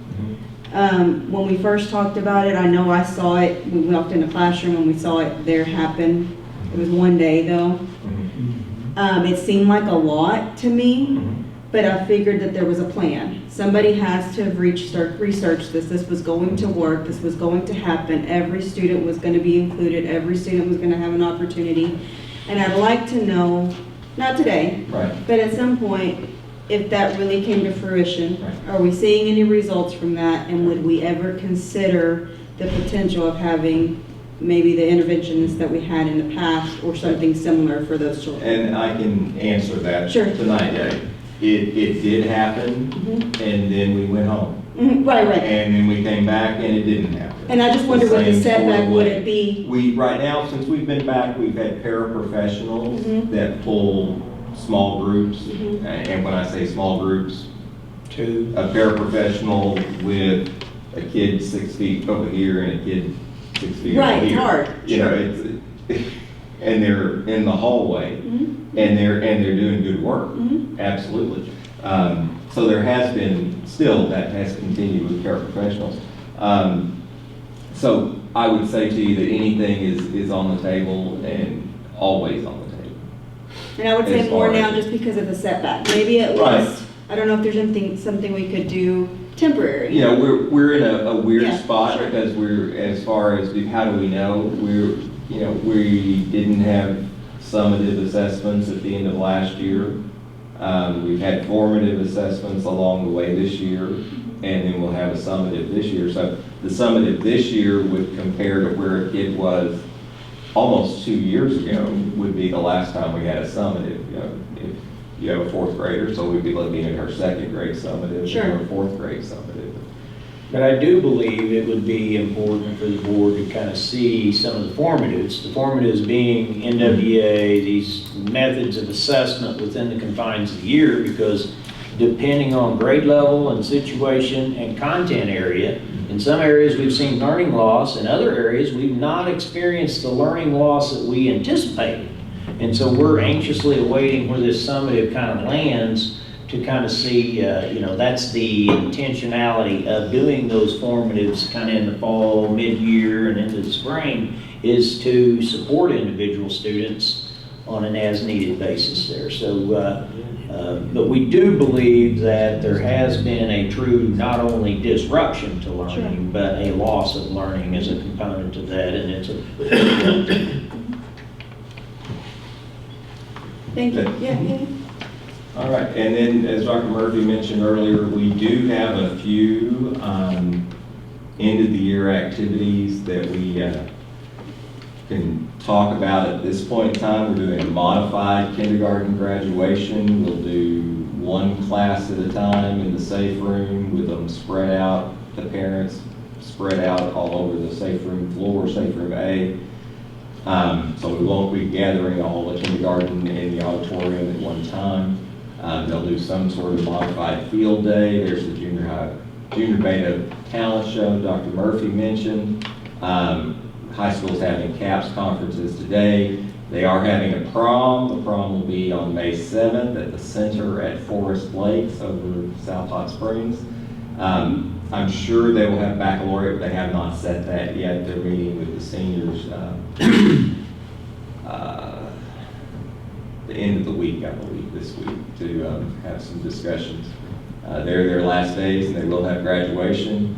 I'm sure graduation will probably look, at this point, very similar to what graduation looked like last year. We don't know exactly what the seating capacity will be at the bank, OZK Arena at this point in time. So put that on May 14th. I feel like we're getting back to some normalcy here, right? We're trying to do what we can to infuse some activities to begin to kind of test the waters, if you will, continuing to kind of look at these guidelines and the restrictions associated with them. I will tell you, in visiting with superintendents throughout the county, most of them are conducting some of these high school exercises across the county. They take on, depending on the size of that grade level, whether they're doing junior and senior or just seniors on the prom, will depend, each is a little different based on school size. Thank you. Okay. Sorry, my screen's. Okay, new business. Here we go. Let me help you see. Let me go to paper here. Okay, new business. Couple motions. So ready. Ready. Motion to approve the FLSD 2019-2020 school year audit, Kraft, Beach and Company. And so we have this here, right? Yeah, you have your audit president. John's with us here this evening. He's going to give you an overview. I'll turn it over to him, and he'll guide you through some highlights of what they found as an auditing firm. Thank you for your patience, John. Well, I learned a lot while I was here. I'll give you my thoughts and comments later on. Good, yeah, we'll meet after that. Yeah, we'll want that on the ESSER2 funds. Yeah, that's, Those federal dollars. you do have a copy of a printed copy of the audit report in front of you. First of all, I would want to thank the board for the opportunity to work with you again this year, and thank Dr. Murphy and Tanya for the help they were to us, particularly Tanya, not so much Dr. Murphy, but anyway. That's probably good. So anyway, if you'll go to page 1, number 1, that's our independent auditor's report. And this can be a little confusing, but I will try to make it less confusing. On the first page, bottom, near the bottom of the bold, it says basis for adverse opinion. Basically, what that is that we're expected to express an opinion on whether or not the financial statements are presented accurately in accordance with generally accepted accounting principles of the United States. The state of Arkansas, however, doesn't follow that. They expect you to report on their regulatory basis, which if you flip to page 2, it says unmodified opinion on the second paragraph there, on regulatory basis. So the long and short is, your financial statements are materially correct in accordance with the guidelines of the state of Arkansas. They, however, are not in accordance with generally accepted accounting. So we have to say in this that you are in accordance with the state is not in accordance with government, normal accounting principles. So it's the best answer that we can give you is that you are materially correct in accordance with the state law. So if you go turn to page 3, it's just a balance sheet broken down by fund. The thing I might point out there is that it does not include fixed assets, which you would only see in a balance sheet. That is broken out on a separate footnote that we'll get to later. And then the next page, page 4, is a statement of revenue and expenditures. And there's also a page following that that takes the expenditures of the general fund and compares it to the budget. You'll see that on page 4, you show an excess of revenue over expenditures for the general fund of $258,000.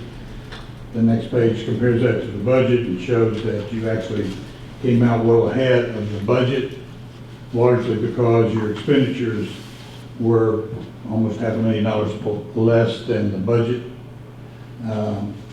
However, you did transfer funds to cover the debt service, which you'll see on page 4. The net transfers there coming out of the general fund and going to the other fund. I will also probably should have already said, I had a tendency, I go through about 20 of these a year, so I had a tendency to just zip right through. If you have any questions or points that you would like for me to spend more time on, I'll be glad to do that. You can just flag me down anywhere along the way. Page 7 starts with footnotes to the financial statements, which are significant and you probably should spend some time with. However, they are very similar to what you have seen each year, and there's no real change in your method of accounting and the way that you handle any of the fund balances and those type of things. Page 11, however, does show the long-term debt. Can we go back to page 10? No, sir, we're past that. Okay. Yes, sir. There's 2 statements up there, and I just thought they were interesting. Under the summary of significant accounting, okay. The board has not formally set aside amounts used for emergency situations when revenue shortages, and the district board has not formally adopted a minimum fund balance. So you're saying those are things we should do? I'm just clarifying that when you look on the balance sheet under on page 3, the fund balance is there. We're required to break those into the categories that you see: restricted funds, assigned funds, and unassigned. So you have almost $2 million of unassigned fund balances. And then you have $800,000 that are assigned.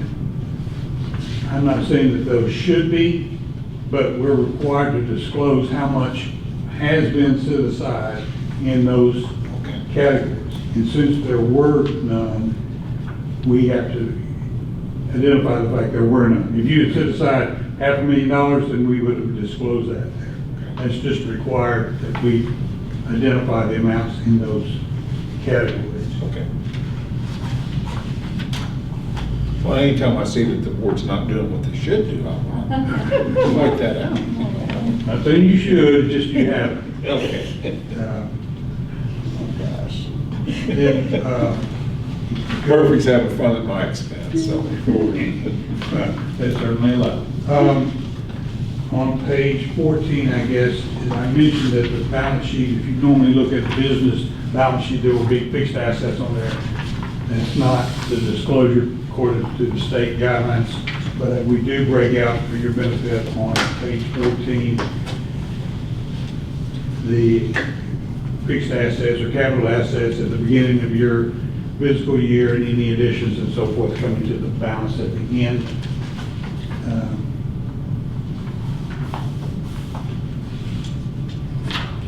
Now I'm going to John, address. could you take them back just real quickly and point out what the overall debt is there you mentioned on page 11? Before I interrupt you. Yes. Okay.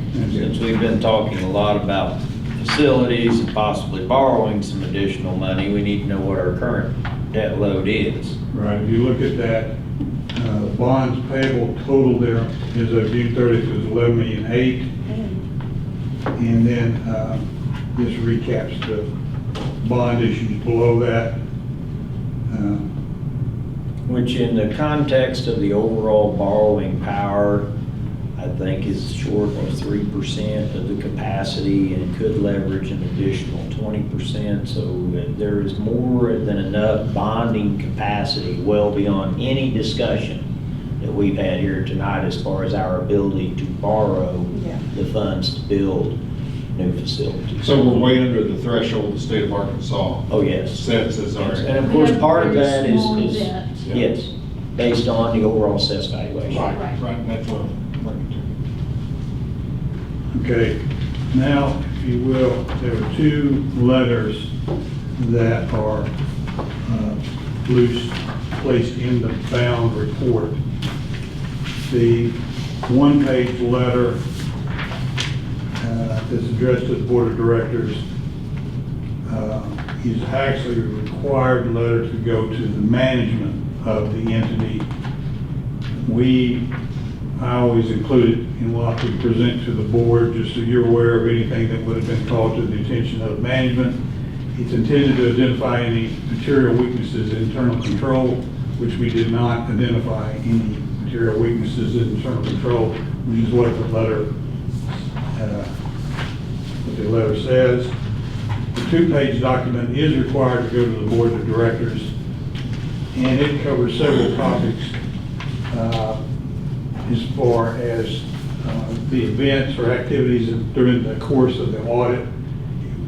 Corrected and uncorrected misstatements would be if we identified some financial balances that needed to be adjusted and the management refused to make those, we would call those to your attention. If we had any disagreements with management during the course of the audit, that would be brought out.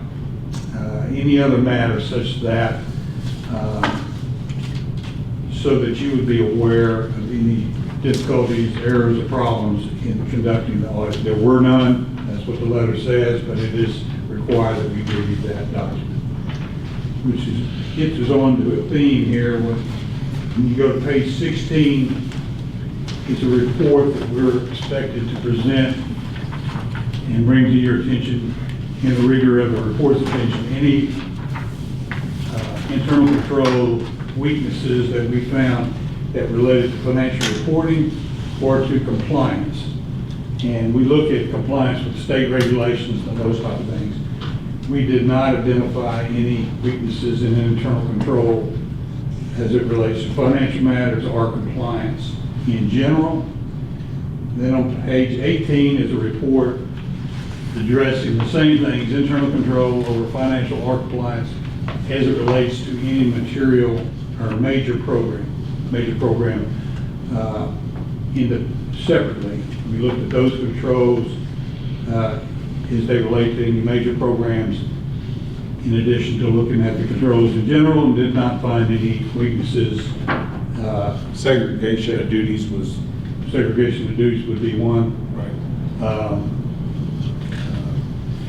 Controls over disbursements, approval of disbursements, all those type of things, how the processing of receipts of funds, all those things would have been addressed. Payroll processing, we look at the controls throughout. Good. Then, page 20 just is a list of the areas, state requirements that we tested. And then page 22 is just a recap. Which just basically says again what I've already said as far as no material weaknesses, financial statements are materially accurate, and so forth. And then the last page is, well, I guess page 23 would list any findings, which we did not have any findings this year or last year. So all in all, each of those reports comes to the same conclusion, which is that the internal control systems we felt were adequate and complete, and that we found no weaknesses in the application of those controls or any breakdowns in those controls. So all in all, it's what we consider a very clean report, no issues, and the financial statements are materially correct in accordance with the state's method practice. So, It's always good news. it's always good to come down here and see things done the way they're supposed to be done. I just wondered, just out of my curiosity, how many days does it take to do like the audit for this school? How many days do you spend here? Well, we spend a week here, I guess. At least a week on site, Right. Week to a week and a half, what we call field work on site. but we send documents well in advance prior to coming on site. So we have an entire list that we send to them. Okay. So ladies build, they send a Yeah. request, all that goes in advance, so they do their homework, then they spend a week here, and then John, what do you spend following? Well, we probably spend three days probably putting the report together and making sure all the numbers come together the way they should. Dr. Murphy's correct. We do what we call a client list of schedules that we need. We send those down to Tanya. She provides the documents back to us. We send back, okay, we want to see these transactions in payroll, we want to see these transactions in disbursements. She does a good job of having most of those pulled and ready for us when we get here. And then we spend a week and a half on site, and then we go back and pull that all together. I come down and do a review on site sometime during the period of the field work. And we have my review comments that my staff gets to address. If I have questions or things that I thought ought to be done differently, they get a chance to clear all that up, and I get a chance to look at it one more time when they get back to Monell, and then we pull the report together. So it's, all in all, it's probably a 2.5 week effort by my team, and we try to get as much sent back and communicate before we get here. I think that makes it better for Tanya. It also ties up your space and your people less time for the field work, and so. Well, it sounds very thorough, and I appreciate that. Try to be. Yeah. Hats off to you and Tanya. Yeah. We know I Dr. mean, it's Murphy's a- not messing with you. Just here, I'm here for the ride. Well, that's a critical function. We like to think so. Yeah, it is, especially for us board members who are not on campus every day. You know, we rely on Yeah. you waiting for that last. to give us that information that things are being done correctly, so. Well, that's why I Yes. probably spent more time on the opinion letters than the numbers, because for the most part, you've seen the numbers, because we didn't have any big sweeping adjustments. What you're probably eager to hear is that the controls were in place, the controls were complied with, and that the numbers as you've seen in the past are materially accurate. That's really what, as a board, I think you're eager to hear. Absolutely. Because the numbers is not a surprise. You've seen the numbers months ago. Yeah, yeah, Thank you very much. Yeah. Anybody got any questions for you? Thank you so much. I think the matter is, of course, you would vote whether or not to Yes, we're going accept to the vote. Yes, report. thank you, yes. We ready? I gotta get my glasses, guys. Motion to approve Fountain Lake School District 2019-2020 school year audit by Kraft Veach and Company. All in favor say aye. Aye. All opposed say aye. Motion carries 5-0. Okay, again, thank you very much. Thank you so very much. Thank you so much. Thanks for your patience. Safe travels. And you may have me too long. Okay, Brian. Corey got me crazy Motion to approve the 2021-22 school calendar. Okay. So, everybody had a chance to look at that? Any questions? Anything, I look the same as every year, any changes, anything different? There's not much. The only thing we tried to make sure we paired up is in the February timeframe. The parent conference and the days off does align with a President's Day, which is a holiday for some, not all, but wanted to make sure that was a piece of it. Staff voted to take the Friday off, go 4 days of professional development, take Friday off, kids come on Monday. You got really 3 chunks of time off, Thanksgiving, Christmas, and spring break. And you got a mid-August start, and you're done before Memorial Day. Are we building in those 3 AMI days like we did last year? Is that gonna be part of that grade? Yes. Yes, whatever Those per 5 compliance days. with the state. Right there, Corey. There's probably no chance that House Bill. No, I'm talking about, 1237.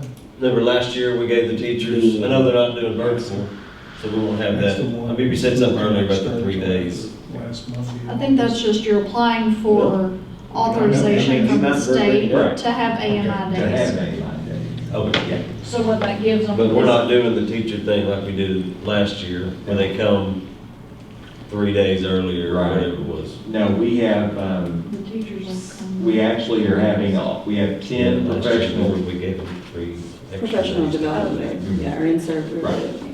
So we have 10 scheduled in the summer, 4 that week in August, and then 6 principal directed days. And that's more professional development than is required, so we may shift one of those to a literacy night in the fall, like we We had get post-COVID, before we're gonna last. have a carnival again. Oh, good. Right. So we may use one of those principal directed days for something like that.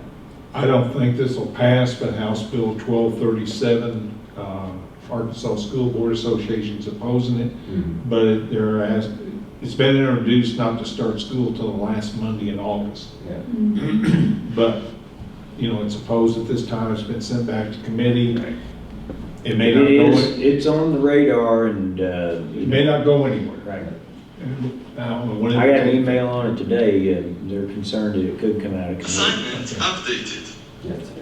So, the only thing I would add to that is if that does pass, you either take some of those longer chunks and they become a smaller, or you plan on going to school in June every year.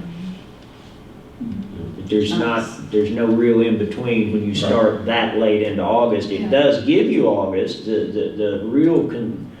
The thing that I would share with you with our facilities as they are today, and we're gradually getting air conditioning onto the buses, but August is the hottest. And after that window, a lot of kids benefit if we can get them back into school, into some air conditioning, and kind of break that day up versus their entire August being at home, because many homes are air conditioned, but some are not. All right, so the motion to approve the 2021-22 school calendar. All in favor, say aye. Aye. All opposed, say aye. Assignment Motion updated. carries 5-0. Is Siri in the meeting? Yeah, can we kick Siri out? Oh, work. Oh, it's work. Okay. We'll move on. Motion to approve the McHenry excavation construction change order, south walkway to football bleachers in the amount of $6,490, and that does not include concrete. So he's had that pulled up, has that pulled up, we've had a chance to look at it, could you just kind of? Yeah, I'll give you an overview. Really, at this point in time, we do not have a safe egress from that end of the stadium unless we come onto the track and then into the bleachers. So this will mirror what when you walk by the flagpole and you walk down to go into the bleachers, same concept on the other end, except it was never completed with the initial project. It was just left as that grove of trees. There was no walkway there because the only ones that were even using that was a visiting bus that would walk directly out onto the field. So there was really never a need. Now that we have all this expanded parking, this will be the first phase of points to consider on safely getting people into that end of the football field. First and foremost, getting to the bleachers. So this would allow for all the trees to be taken out. We feel like this is a very competitive number based on the size of the equipment that's already on site and the ability to take that out and get it to grade and put us in a position to come in behind it with a concrete person. And we've kind of evaluated it between B&F, on site, us. We really are not interested in putting in a drain system. We think we'll do just a slight swale to kind of carry what existing surface water that comes out of that area on down to the end. So what this change order does is it allows us to clean all that area up and prepare it for concrete at a future point in time. Dependent upon using it, we may be coming back with things that are kind of out there that you need to be thinking about. Anytime you engage in this level of work, concrete for this walkway, possibly extending the apron, everything down there on that end, we put in there as temporary. So the power is temporary, the buildings, the little portable buildings you see down there that we store things in, they're all temporary in that regard. And so if we flip this thing around and start entering from down there, we'll have to do some additional upgrades to be able to take and get people safely into the facility. So this is that first, you gotta do this step just to get them in the bleachers, keep them off the track. Yep. I appreciate the picture on that. It's nice to look at it and kind of what the plan is, so. Motion to approve the McHenry excavation construction change order, south walkway to the football bleachers in the amount of $6,490. Does not include concrete. All in favor say aye. Aye. All opposed say aye. Motion carries 5-0. Can we do those, the personnel, we're moving on to personnel, can he do those all at once? That is or all individual? one. Yeah. Oh, it is one, okay. Motion to accept the letters of retirement resignation from the personnel below for the correlated positions for the upcoming 2021-2022 school year. Cindy Crook, middle school teacher. Mark Galindi, high school teacher. Martha Wright, special education teacher. Debbie Adams, vision specialist. Amy Sutton, high school teacher, yearbook advisor. Bob Curlin, teacher coach. Donna Kieschnick, paraprofessional, and Kaylin Dugan, middle school teacher. Okay, so we've all had a chance to review their letters. Anybody have any questions? Okay, lots of retirements, resignations, but thank you to everybody for their service, for sure. That's a lot of people that we're losing. Do we blame it on the COVID 2020 year? Possibly, but I would say if you look at those letters, the majority of those individuals have other plans. I don't know that there was a high level of COVID impact related to this series of retirement letters. It is a or lot. resignation letters. Yeah, it just, when I saw it, it was just like. Well, one of the things that I would tell you that we focused on is a returning letter of intent. The capturing this degree of resignations in March gives us the latitude to recruit and hire people between now and June. We want to be able to bring you qualified candidates in April versus trying to figure out who's resigning. We may have some resignations later in the year, but our intention was to really figure out who those people were and really encourage them to give us a chance to get someone hired if they were planning on leaving. Yeah. Good. Yep. Okay, so motion to accept the letters of retirement or resignation from the personnel below for the correlation positions for the upcoming 2021-2022 school year. Cindy Crook, middle school teacher. Mark DeLindy, high school teacher. Martha Wright, special education teacher. Debbie Adams, vision specialist. Amy Sutton, high school teacher, yearbook advisor. Bob Curlin, teacher coach. Donna Kieschnick, paraprofessional. Kaylin Dugan, middle school teacher. All in favor say aye. Aye. All opposed say aye. Motion carries 5-0. Motion to hire the following for the correlating positions for the upcoming 21-22 school year. Martha Wright, special education secretary. Okay, so we've had a chance to look at that, and so on that, that's just a reassignment? Yeah. That is it's a reassignment, however, she's moving from a certified teacher salary schedule to the approved para secretary schedule. She still wants to continue to work, but would like to work in a different capacity. If you remember that job description, it's the assistance with timelines, everything we kind of discussed last month.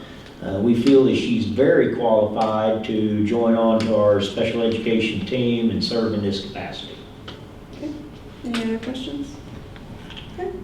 Motion to hire the following for the correlating positions for the upcoming 2021-2022 school year. Martha Wright, special education secretary. All in favor say aye. Aye. All opposed say aye. Motion carries 5-0. Motion to extend Dr. Michael Murphy's superintendent contract to June 30th, 2024. All right, anybody have any discussion, any questions? And just for clarification for the board, because I was not sure about this when I was an early board member, this is a 1-year extension, not as it appears to be a 3-year extension. He's already approved through 2023. This is adding 1 year to the contract. Right, we lose 1 year on the front end and add 1 year to the back end. Right. So it's a 1-year extension, in case anybody was wondering. Any other questions? All right. Motion to extend, oh, yes, sir. Too soon? Oh. Motion to extend Dr. Michael Murphy's superintendent contract to June 30th, 2024. All in favor say aye. Aye. All opposed say aye.